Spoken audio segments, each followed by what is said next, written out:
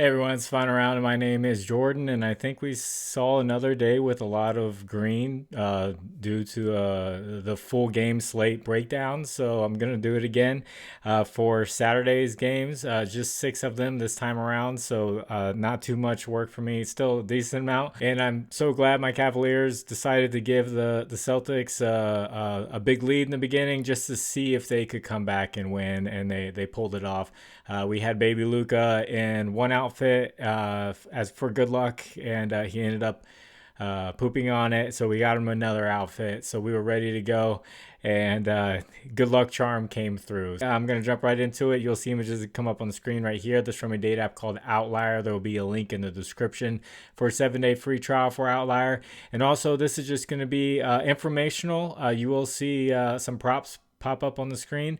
I'll be putting my plays in the pinned comment. I've been doing that the past couple of days, and they have been doing well. But this first game is the Wizards at the Hornets. Hornets are 4-point favorites. I know this sounds like a really fun matchup to watch. The Wizards will not have Jordan Poole, and Alex Sarr is questionable. And then for the Hornets side of things, LaMelo remains questionable. He didn't not play in the last game. Really like the Hornets here if LaMelo plays, and then I kind of like them if he doesn't play for the spread. And Yusuf Nurkic is still questionable with an illness, so we'll see what happens there. Wizards are 1-3 out of the break, and the Hornets are 1-5. But Outlier gives a nice little insight here that they're 4-1 against the spread over the last 5. So yeah, they're losing games, but they're still they're cashing people's spreads. So going up against the Wizards, clearly you look at the center position. This has been for like the past few seasons I've done YouTube center position against actually both these teams. But Mark Williams has a really good matchup here. Fourth most points and the most rebounds to the center position given up by the Wizards. Clearly his line was low when it came out last game. It's going to adjust, and it's going to be pretty high. So we'll have to see just how high, and we'll have to check his double-double line and see what the payout is there. We got some nice plus money last time around. Doubt we see that again. And then another guy for the Hornets, especially if LaMelo is out, is going to be Miles Bridges. The Wizards give up the 8th most points and the 8th most rebounds to the power forward position. And I know just based off of history of making this pick against the Wizards to look up his history, because he's done great against them. So his last 5 games against the Wizards, 33-10.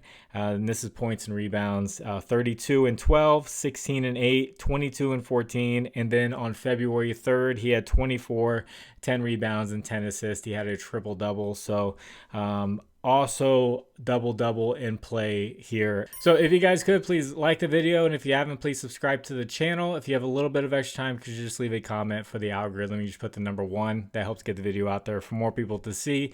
And also, if you use Prizepicks and you just want to get away from it, or just have multiple options, so just check your payouts with dynamic payouts and everything, check out Underdog Fantasy, Sleeper, ParlayPlay, ChalkBoard, or better. Underdog's matching your first deposit up to $1,000. The rest are doing up to $100, and Better's matching your first bet up to $250. Promo code is fine around 11 for those. Thank you to anyone who uses those. This next game is going to be the Nets at the Pistons. Both teams will be on a back-to-back. Pistons are 9.5-point favorites. They did just get blown out by the Nuggets at home. They will not have to travel. The Nets will be the team traveling. D'Angelo Russell is out for the Nets. We did get to see Cam Thomas come back, and he was his usual self, taking a bunch of shots. He did not play too many minutes. The Nets are 1-4 after the All-Star break, and the Pistons are surprisingly 4-1. So as far as props go, I don't really like the matchups here. I couldn't find like a really solid matchup that I'm like, okay, I really like this. So this is gonna be one of those games where you just kind of take a look at the lines and see if you can discount somewhere. But But this is not a game I'm excited about at all. So I'm just going to move on to the next one. The Kings at the Rockets. Rockets are 5-point favorites. There are no significant injuries to talk about. The Kings are 2-1 out of the break, and the Rockets are 3-1. The Rockets are good defensively. The Kings have a lot of offensive weapons. And someone from the Discord, Brady is Gravy, he put in the Discord, DeRozan rebounds plus assist is still at 7.5 for tomorrow. So I had to look it up, and I'm going to show you guys. DeRozan rebounds plus assist. Why is it so low? It's because it's a really tough matchup. But he's gone over 9 out of the last 10, and the matchup this season against the Rockets, he's gone over in both of those. So maybe Brady is Gravy is onto something. So taking a look at everything else, the Kings are giving up the 9th most points over the past month, and the Rockets the 9th least points. So you kind of see like the clash of styles here. And using Props Madness, I can take a look at the heat map for what the Kings are giving up, and you see they're really bad at giving up 3-pointers. They give up a lot of 3-pointers. So naturally, I go over to the Rockets, check out who their 3-point shooters are. It's Jalen Green, Fred VanVleet, and Dillon Brooks. So Jalen Green, I will talk about in a second. Fred VanVleet is coming back from injury, so I'm not sure if there's going to be minutes restriction there or something to worry about. And then Dillon Brooks wants you to lose your money, so do not bet on him. He definitely wants to be that one leg that misses. And then taking a look at Jalen Green at his 3-pointers, against the Kings, he had 5 and 4 against them earlier this year, and scored 28 and 28 in both of those games. So there's that you could take a look at. And then also when I was kind of looking through his props that are available, if you're a first quarter person, his first quarter prop is not a bad look either. First quarter points, he's hitting 8 out of the last 9, and he had 9 points and 10 points in those first quarters in those first 2 games against the Kings this year. This 4th game is the Spurs at the Grizzlies. The Grizzlies will be on a back-to-back. They're -9 favorites. No significant injuries outside of Wembanyama being out for the year. Spurs are 1-4 out of the break. The Grizzlies are 2-3. They just had a tough loss against the Knicks. I did check the Grizzlies on a back-to-back because they do spread their minutes out a good bit. And they play a lot of guys in a pretty deep rotation. So I was curious about their back-to-back record, and they're actually 8-2 on back-to-back. So doesn't affect them as much here. So taking a look at props side of things, Memphis giving up the 2nd most points, and the Spurs are giving up the 11th most. So this could be a good game here for some overs. Guys to look out for Chris Paul. Grizzlies are giving up the 4th most assists to the point guard position. And then another guy is De'Aaron Fox. The Grizzlies are giving up the most points and the 5th most assists to the shooting guard position. And then on the Grizzlies side of things, the Spurs give up the most rebounds overall. So I immediately think Zach Edey, he just had a double-double, 11 rebounds, 10 points against the Knicks. And moving over to the center position, Spurs give up the most points to the center position. So Zach Edey has a really good matchup here for a potential double-double. It'd be a sweat. I've hit one of these before, calling it out with a good matchup, but there is potential here. Or you could just go with just rebounds, points plus rebounds. But I would favor just rebounds in this matchup, depending on where the line is. And then another guy who rebounded really well was Desmond Bane. He had 12 rebounds in that last game. And then I go and I check, and the Spurs give up the 2nd most rebounds to the shooting guard position. This 5th game is the Bucks at the Mavericks. Bucks are 3-point favorites, but the Bucks, they have Giannis and Dame, who are likely to play, that are on the injury report. And then the Mavericks have no Anthony Davis, no Gafford, no Lively, and PJ Washington is questionable. Bucks are 4-1 out of the break, and the Mavericks are 2-2. The very first matchup I think of here is Giannis. I know he's still on his minutes restriction, which is around 32 minutes now, I believe. They could announce that it's lifted. It was still intact last time around. But the Mavericks give up the 4th most points to the power forward position, and this reminds me of the matchup against Zion just a few games back. The Mavericks had nobody that could guard him and his size, just like a freight train at the basket. And Zion, he shot 11 for 15, shot 11 free throws, scored 29 points in 27 minutes. So Giannis can do a lot of damage even in short amount of time here in this matchup. But the Mavericks did slide a big man into the starting lineup, and his name is Moses Brown. I think he's actually a sleeper here.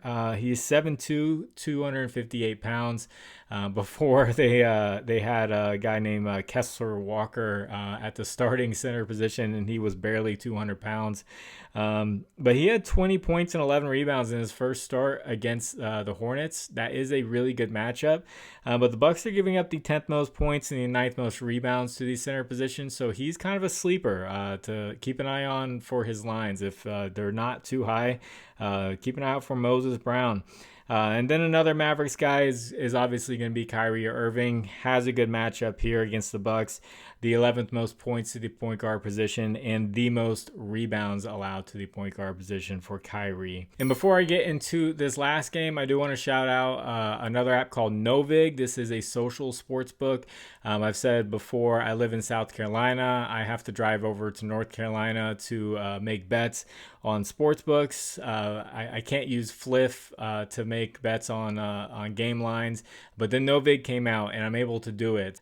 So I was able to hit a single bet that I'm not able to do on things like Prizepicks or Underdog or all of that. I had the Cavaliers money line that hit, and I had the Thunder spread that hit for their blowout that I was calling. All of that, and I didn't have to leave my house. So if you're in one of these states, I'll put a link in the pinned comment where you can go there. They'll give you $5 free. Then you use promo code FINDAROUND11, all caps, and they'll give you 50% off up to $25. And this last game is going to be the Warriors at the Sixers. Warriors are 7.5 point favorites. I would put the blowout potential lights here, but the Sixers are at home, so I'll give them a break.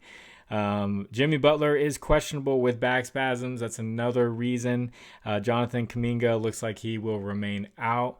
The Sixers had the news that Joel Embiid is going to be out for the year. The Warriors are 4-0 out of the break, and the Sixers are 0-4 out of the break. So for the Warriors, Steph Curry has a really great matchup. Sixers give up the second most points to the point guard position and the third most three-pointers. He's coming off a 56-point game where he made 12 three-pointers. Since he had that huge game, these lines could definitely be inflated by a lot. So definitely something to consider. And then for the Sixers, they don't have many players who can really get their own shot anymore. It's Tyrese Maxey, Paul George, Kelly Oubre. Paul George did have a pretty good game last time around. Maxey, he took 32 shots. He shot 12 for 32 last game. And I'm going to put a bad matchup here for him. So the Warriors are giving up the least assists to the point guard position. And whenever Joel Embiid is out, he kind of goes into hero ball mode. And a lot of people take his under on assists, and they usually hit. Just keep an eye out where it's at. If it's at like 4.5, maybe stay away. Maybe even 5.5. But getting anywhere in like the 6.5, 7.5 range, yeah, he's taking the shots more than he's passing the balls. Just a really tough game here for the Sixers, and it could be ugly, especially if Jimmy Butler plays. So if you'd like to discuss lines further, I have a Discord. Link is in the description. That is free. You can just hop on in there, discuss lines about any sport you want. And as I've said before, I will put my plays in the pinned comment, and I will recap what I had for yesterday. And I had the Cavs money line for plus 125. That hit. Pistons money line. Felt like Nuggets would slow down a little bit off the back-to-back, but no, they came out firing. Then I had an alt spread parlay with both of those, just kind of giving some wiggle room. That was for minus 104. That did not hit because of the Pistons. I had a DraftKings parlay with Giddey and Beasley. That hit. And then I did a Prizepicks Goblins. I was just kind of messing around and trying to put things in different types of sports books or the fantasy apps. Prizepicks Goblin for a double up for 2.2x. that cashed. And then I had my double double Tyrese Halliburton for plus 120.